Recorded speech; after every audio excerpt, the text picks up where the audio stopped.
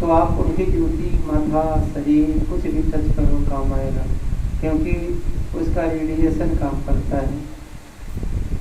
और जब सन चला जाता है तो उनकी वाणी वायुमंडल में चला जाता है। वायुमंडल हवा में होता है, तरंग में चला जाता है। तो तरंग जैसे मोबाइल है, आवाज़ जा रही है, खींच कर अपने पास देता है, वैसा ही उनकी वाणी तरंग में रहता है। वो तरंग के खींचने वाला किसके पास रहता है? जो उस पीरियड का जो महात्मा रहता है, जो संत रहता है, जो साधक रहता है, जो पूर्ण पुरुष रहता है, तो उसकी वाणी को कैच करता है और वही कैच करके आपको देगा। और जो कैच करके देगा वो आपका, अगर उसका कोई कबीर की वाणी को कैच कर लिया और आपके सामने अपने मुखार बिंदु से कह दिया तो उनकी वाणी आपको काम कर जाएगी। नानक साहब की वाणी को कैच करके आपके सामने डाल दिया तो उनकी वाणी आपको काम कर जाएगा। भीखा साहब तो बस कोई भी महात्मा का, अगर गुरु महाराज की वाणी को, अगर कोई संत है, कोई सिपाही है, पकड़े संत, कोई सिपाही, कोई ऐसा है गुरु के वचन को पकड़ कर और वो ट्रांसमीटर रहता है, जैसे मैं इससे बोल रहा हूँ, इसकी बेतार उधर लगी है, इसकी ट्रांसमीटर उसमें लगा, आवाज़ बोल रहा, जो मैं शब्द बोल रहा हूँ हवा में चला जा रहा है, वो खींच कर आपको दे रहा है। ऐसा ही उनकी वाणी जन्मों जन्मांतर तक, ऐसा नहीं कि संत चला गया तब उनकी वाणी मर गई। वाणी जन्मों जन्मांतर तक ये वायुमंडल में रहता है। जब तक ये पृथ्वी की नाश नहीं होगी, जब तक ये संसार का विनाश नहीं होगा, जब खत्म कब हो जाता है? जब ये सिमटते सिमटते सिमटते सिमटते ब्रह्म तक जाता है, पार ब्रह्म तक जाता है, महाकाल के पास जब चला जाता है, फिर वो वाणी विलीन हो जाती, फिर वो शब्द विलीन हो जाता, फिर वो शब्द को कोई संत आएगा तो उतारता है, फिर इस धरा पर, फिर इस वायुमंडल में उतारता है, फिर वो काम करता है। ये उच्च कोटि की पढ़ाई है, ये कोई आम आदमी नहीं पढ़ा सकता। इसको पढ़ने के लिए वैसा व्यक्ति की खोज करो जो इसमें PhD किया हो, जो इसकी पढ़ाई पूर्ण किया हो। ऐसे कपड़ा पहन लिया जैसे मुझे आप देख रहे हो, धोती पहन लिया, पगड़ी लगा लिया, अगर सोचोगे तो आप धोखा खा जाओगे, क्योंकि ये उच्च कोटि की पढ़ाई जिसके पास रहता है वही पढ़ा सकता है, चाहे वो लंगोटी लगाए या न लगाए, धोती पहने या न पहने, पैंट पहने या न पहने। कोई ऐसे भी व्यक्ति आपको मिलेगा जो पूर्ण गृहस्थी है। पूर्ण मतलब आता है कि अपनी गृहस्थी को कभी त्याग नहीं किया और उसके पास वो ताकत रहता है, वो आपको उस महात्मा के वाणी को कैद करके आपके पास डाल सकता है, वो डाल सकता है। अगर गुरु महाराज के ऐसे कोई जीव है इस संसार में, तो वही स्वामी जी को वाणी को आपको दे सकता, बाकी कोई नहीं दे सकता। लाख आप जय गुरुदेव की प्रचार करते रहो, लाख आप यहाँ पर इंतजाम लखराव करते रहो, लाख यहाँ घूमते रहो, काम नहीं करेगा। काम इतना ही करेगा कि आपकी मन की दशा थोड़ा सा शांति हो जाएगी, स्थिर हो जाएगी। तो वो जैसे पत्थर है, पानी में जब तक रहेगा तब तक शीतल गर्म ठंडा रहता है, और जैसे पानी से बाहर निकाल दो फिर अपना रूप धारण कर लेता, गर्म हो जाता।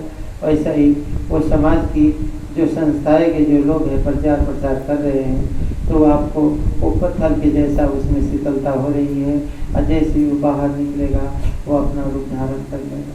सत्संग में आप लोग आए बैठे हो यहाँ पर, आप देख लो सब यहाँ पर सबकी मने क्या क्या चल रही है, सबकी मन में क्या क्या खुरपाते चल रही हैं। औरतें लोग में बहुत ज़्यादा चल रही है, ये तो दुनिया भी इतनी बातें सब कर रही है, क्या मैं नहीं जानता हूँ? मैं ऐसा नहीं जानता हूँ, उधर सोता हूँ। ये तुम भूल मत रखना, तुम मेरे सामने नहीं है तो नहीं जानते हैं। तुम लोग आप लोग इतना ऐसी बातें किया है, अगर कह दूँ तो आप लोग को शर्म आ जाएगा, कहोगे हमारी भेदे खोल दिया। इसलिए आप ऐसा काम मत करो, आप आप ऐसा काम मत करो, तुम लोग आए हो सत्संग सुनने के लिए, कहीं सत्संग सुना करो, ये दुनिया में क्या मिलेगा आपको, जो काम रात को आप लोग किए क्या मिलेगा? क्या आप जानते हो कुछ घर में सोता है? तो हमारी बात को नहीं जानते। ये दायरे में आए हो, जहाँ तक गुरु महाराज ने दायरा बना दिया है, इसके दायरे में आप रहोगे, सब मुझे मालूम चलेगा, फिर इस दायरे से निकल जाओ, नहीं मालूम चलेगा, जाओ आप निकल। तो ऐसा है, इसीलिए वो काम जो रात आप लोग किए वो छोड़ देना, ये विचार निकाल देना, इसलिए आपका काम हो जाएगा। और आप लोग को भी बोलता हूँ भजन करो। भजन के मतलब होता है ये नहीं भजन 4 घंटा बैठा रहे और मन कहीं भागता रहे। भजन के मतलब अरदास, भजन के मतलब अरदास। जब आप बैठ जाओ तो आपके सामने में ऐसा लगे कि मेरा गुरु मेरी वाणी को सुन रहा है, मेरे से बातें कर रहा है, ये होता है अरदास। इसका नाम भजन है। भजन होता है सुनना और सुनाना, समझे? एक करता है, एक बोलता है, एक सुनता है, एक फिर वो करता है, वो बोलता है, एक सुनता है, इसका नाम भजन है। भजन ऐसा नहीं कान बंद कर लिया बैठा रहा, घंटों घंटा बीत गया, ना आप कुछ बोल रहे ना कुछ बोल रहे। तो ये सब चीज़ें आपको गुरु बातें बता रहा हूँ, क्योंकि मेरी जो दशा है, मेरी जो स्थिति है, जो मेरा अंदर है, मैं तो कोशिश करता हूँ कि आप लोग भी आकर देखो, भजन करोगे तो कुछ पा सकते हो। तो इसीलिए अपने गुरु से प्रेम करो। गुरु से लगन कठिन है भाई, आज गुरु से लगन कठिन है भाई, इस शब्द को बोला जाएगा। तो प्रेम करना चाहिए। और आप लोग भाग दौड़ उछल कूद मत करो। आए हो सत्संग में 2 4 5 क्या मिलता है भाग दौड़ उछल कूद करने से? मैं कहता हूँ मेरा सत्संग जिंदगी भर सुनो, कुछ नहीं मिलेगा। आप लिखकर गांठ रखो, मैं ऐसा व्यक्ति हूँ, सच्चाई बता रहा हूँ। चाहे किसी महापुरुष के पास जाकर बैठ कर सत्संग सुनो, कुछ प्राप्त नहीं होगा जब तक उसके दिल में तुम नहीं उतरोगे। उसके दिल में आप उतर जाओ, और कैसे उतरोगे? उनके सामने में अपनी रहनी कहनी सही रखो, तब उनके दिल में उतर जाओगे। चाहे आप लाख पापी हो, लाख कर्म किए हो, लाख गुनाह किए हो, एक बार उसके दिल में उतर गए, आपको सब माफ करा देगा और आपको यहाँ से निकाल कर लेकर चला जाएगा। मैं बार बार कहता हूँ, तो इसके दिल में उतरने की कोशिश करो, उससे प्यार करो, उसे इतना प्यार करो जैसे कोई पति पत्नी से प्यार करता है, और पत्नी कोई पति से प्यार करता है। देखो पत्नी कितना भी बीमार रहेगा, उसका पति घर पे आता है तो तुरंत रोटी बना के जरूर देगा, नहीं कुछ करेगा। सर दर्द रहेगा लेकिन उसको कहेगा नहीं कि मेरा सर दर्द है, रोटी बना के खिलाएगा। और जब उसके चेहरा देखता है तो कहता है तुमको बागवंती, तुमको कुछ तकलीफ है? कहा नहीं, पहले आप भोजन कर लीजिए, आप थके हैं, बाद में बात करेंगे। अगर पत्नी का तकलीफ रहता है, पति का तकलीफ रहता है, तो पत्नी ऐसे ही करती है। ये दोनों कैसा है, ये रिश्ता कितनी अच्छी परमात्मा ने जोड़ी बना के भेजा नर और नारी का, कि ये संसार में सुख भोगो, ये संसार के सुख भोगो, और आप उस सुख को त्याग रहे हैं। तो सुख है क्या? इस संसार में दोनों ऐसे चलो कि समाज वाला देखे तो कहे कितना प्रेम है इसमें, दोनों भाई बहन के जैसा चलो संसार में। ऐसा मिसाल पेश कर दो, ऐसा मिसाल पेश कर दो कि सृष्टि की बनाया है ना, वो फिर तुमको दोबारा नहीं मिले। कहे जाओ तुमको मैं आजाद कर,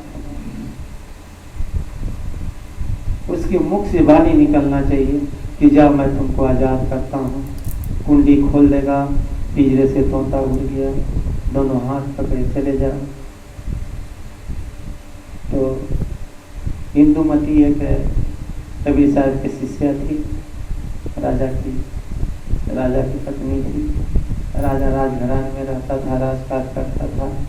इंदुमती भगवान के बड़ी भक्ति, एकादशी करती थी, पूजा पाठ बहुत करती थी।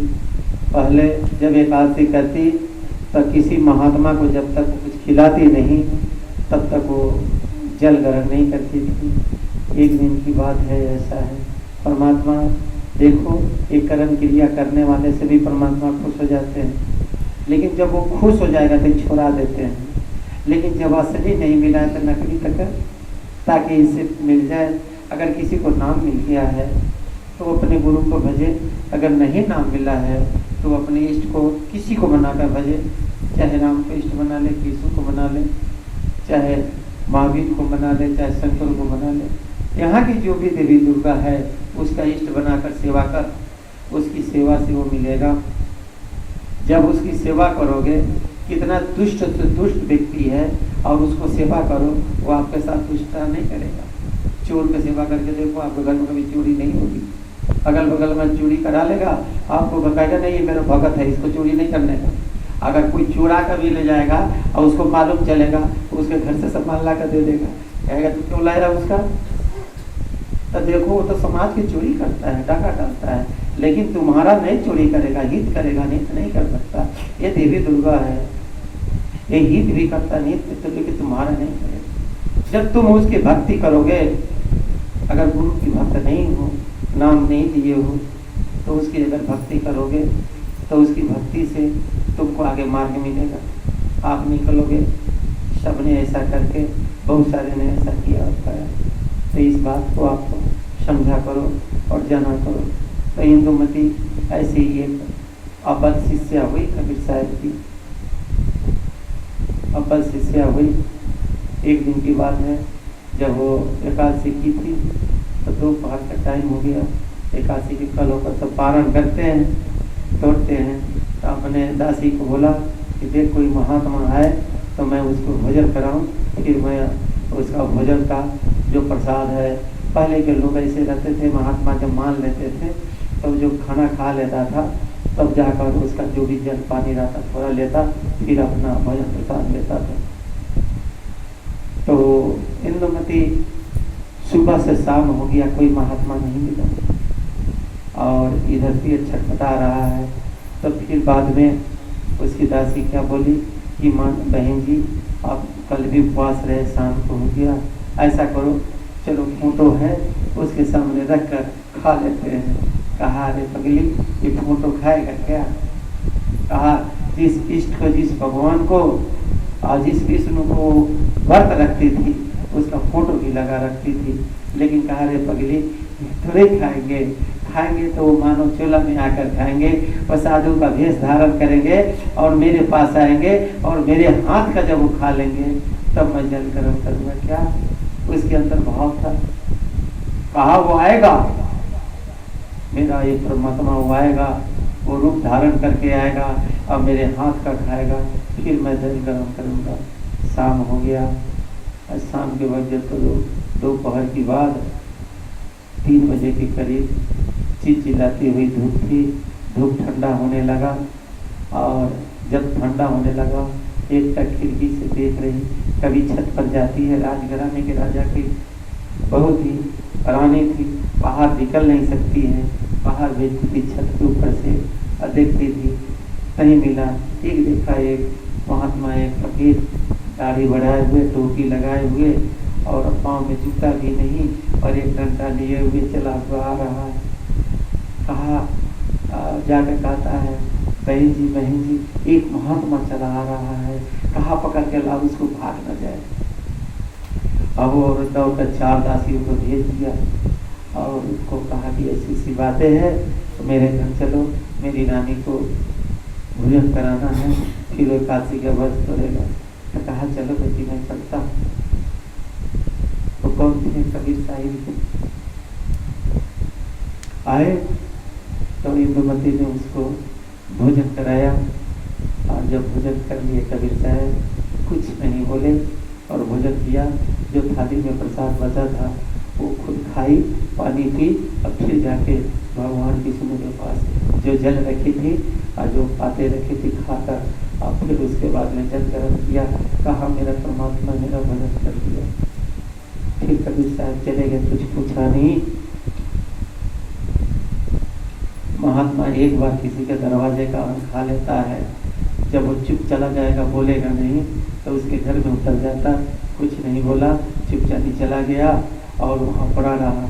रात को देखती है कि जिसको मैं भोजन कराया हूँ वो जा रहा, सपना देख रही है कि ऐसे जा रहा है, उसका रूप बदल गया और वो परमात्मा का विकराल रूप धारण किए हुए, विष्णु का रूप धारण किए हुए जा रहा है।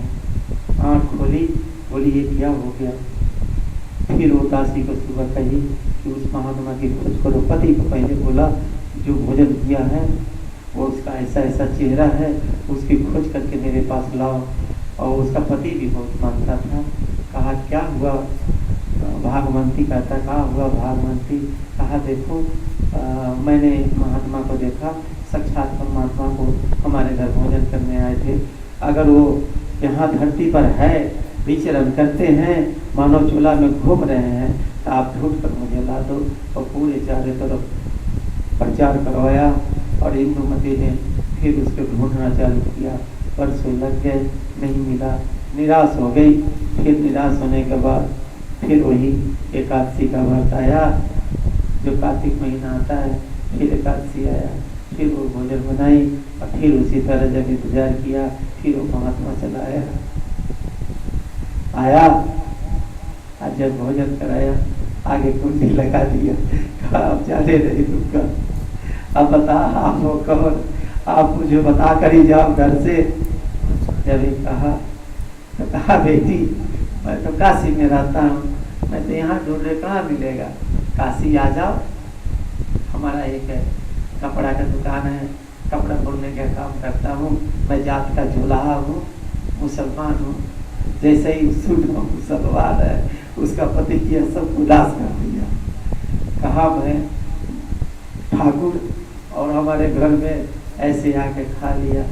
लेकिन उसका पति इतना होने का बावजूद भी कहा है तो महात्मा, जात से क्या लेना देना। फिर वो चले गए। ऐसे ही समय बीतता गया, सत्संग सुनते, देखो महात्मा नाम नहीं, सत्संग सुनते गया। कहा कि अभी इसकी बर्तन साफ नहीं है, और हर समय आकर उसके दरवाजे पर सत्संग करने लगे। और उनके पास में उसका पति भी इंदुमती के जो था वो सारी व्यवस्था कर देता था। तो एक दिन कहा कि प्रभु, जब कहानी, जब भगवान की चर्चा हो रही थी, उस लीला का वर्णन करते करते करते करते ऊपर तक गए। इंदुमती दीवार में टेक लगा कर सुन रही थी। सुनते सुनते भाव विभोर हो गई, आँख से आंसू छल छल करने लगा। सत्संग समाप्त हुआ तो फिर बाद में जाके माथा टेका, प्रसाद लिया, खाया। कहा आप तो वर्णन तो कर दिया, रास्ता तो कहा कि वो महात्मा के पास है, ये रास्ता से जाना पड़ेगा, उस महात्मा से मिलोगे तब। तो जब आप वर्णन किए हो तो आप तो मेरे को कहा, जब वर्णन करते हो तो जरूर आपके पास होगा, तभी तो। अब जिसके घर पे सोना है तो कहते मैंने सोना है, मेरा गाड़ी है, मेरी इतनी जमीन है, तो जब है तब तो कह रहा है। मैं कहा आप उस रास्ते के आने जाने वाले हो, चरण पकड़ लिया, रोने लगी, मेरे को शिष्य बना लो। कहा रे पुत्री, कहाँ तुम, राजा महाराजा हूँ, कहाँ खोज करूँ, किसी और को मिलेगा। चारों तरफ से जांच परख लिए, जान गए कि भाई अब हिलने वाली नहीं है, तो नाम दे दिए। तब उसको नाम दे दिए, और जब नाम दे दिए शिष्या हो गई। तो अब क्या किए, कबीर साहब बार बार आते, उसके घर पर रुकते, भोजन प्रसाद करते और कहते बेटी ठीक से हो ना, हाँ हाँ आपकी दया से ठीक से हूँ। फिर चले जाते, हर महीना में एक बार चले जाते सत्संग करने के लिए। महात्मा लोग तो पहले ऐसे ही थे, चले जाते थे गाँव में घूम फिर कर, और अपना जहाँ जाते अपना वो कपड़ा बिनने वाला मशीन कंधा पर लटका लेते, छोटी वाली मशीन लटका लेते और जाकर गमछा बुनते। तो गए, अब एक दिन क्या होगा कि अपनी मशीन कंधा पर लिए हुए उसके घर पहुँच गए। कहे क्या ये काहे के लिए लाया? अरे बेटी, रात को सत्संग हो जाने के बाद क्या करूँगा बैठकर, फिर मैं कुछ कपड़ा बुन लूँगा और फिर इस गाँव में बेच दूँगा। जो पैसा आएगा मैं संगत को भोजन भंडारा करा दूंगा। महात्मा ऐसे होते। क्या महात्मा को तुम जानते हो? महात्मा अपने नाम से जगह जमीन खरीदता है। महात्मा ऐसे होते हैं कि धन लेता है और अपना मेहनत करता है, साथ संगत को दे देता है। जब उसने ऐसा हुआ, कपड़ा बीने रात को, और उसके पति को कहा कि भाई ये कपड़ा है, मेरे कपड़े को इसको बेच कर लाओ हाट से। तो कहा, उसने मंत्री को कहा कि इसको बेच कर लाई, महात्मा जी का कपड़ा है। एक खरीदार था, कहा किसने बिना? तो कहा कबीर साहब ने बिना। उसके मोल देकर खरीद लिया। कहा कि ये महात्माओं की हाथ किसी हम बाजार में बेचूं? और वो चादर ले लिया, और वो चादर जब रात को सोया उड़ा तो उसको भी वही दर्शन हो गया। कहा देखा भगवान जा रहा है, ऐसा है। वो भी आया, उसके चरण पकड़ लिया। ऐसे करते कबीर साहब उस गांव में जाकर राजस्थान में पढ़ता था, और वहाँ पर सारी देवता बहुत शिष्य बना ली, भाव से बनाए। किसी को नहीं कहे तुमको आओ सत्संग सुनो, नाम देता हूँ। अपने ज्ञान अपनी भाव से उसको प्रकट किया, और जब पूरा हो गया तो कहा मेरे पति को नाम दे दो। उसका पति सत्संग सुनता नहीं था। कहा अरे बेटी तुमको दे दिया हूँ, उसको जरूरत नहीं है। एक दिन बहुत उसको अपने का पति पास रोया, और बहुत आरती थी कि पाँव दबा रहा था। कहा पूर्ण महात्मा है, नाम ले लो इससे। तो कहा अरे तुम नाम ले लिया है ना, मैं तेरे से ही पार हो जाऊंगा। हम तो राज का काम करता हूँ, और महात्मा का नाम लेने के बाद कोई गलत काम नहीं करता है। हमको जानता था कि नाम ले लूंगा और हम किसी को दंड दूं, किसी को कुछ कर दूं, कर असुखता हूँ, किसी को लेकर आ गया तो उसका दोष लग जाएगा। तो फिर इतना उसके ज्ञान था, तो कहा कि मैं नाम नहीं लूंगा, मैं राजा हूँ, राजा नाम ले लेगा तो प्रजा से वो मुँह नहीं करेगा, और नहीं करेगा तो मेरा राज कैसे चलेगा। नतीजा हुआ वो नाम नहीं दिया। तो कहा कि इंदुमती अपने गुरु जी से कह सरकार उसको पार कर देना, फिर मेरे को ले जाना। देखो पति पत्नी का प्रेम, कहा उसको पार कर देना, फिर मेरे को ले जाना। एक दिन सत्संग हो रहा था, सत्संग में जब सत्संग समाप्त हो गया, भोजन प्रसाद खिलाए, तो खाते समय कहा इंदुमती ऐसा है, तेरा पति का समय निश्चित आ गया है, अब वो चला जाएगा। बोल तुमको क्या तुम? तो कहा कि वो जाकर कहाँ रुकेगा वो पहले दिखा दो। वो रुकेगा कहाँ, उसका कहाँ घर है वो पहले दिखा दो। तो इसने यहाँ से गया, तो उसके बाद में ऊपर गया तो देखता है इंदुमती कहा था मेरा एक सोने की महल बनी हुई है, इंदुमती तुम इसमें रखना। और उधर से लेकर गया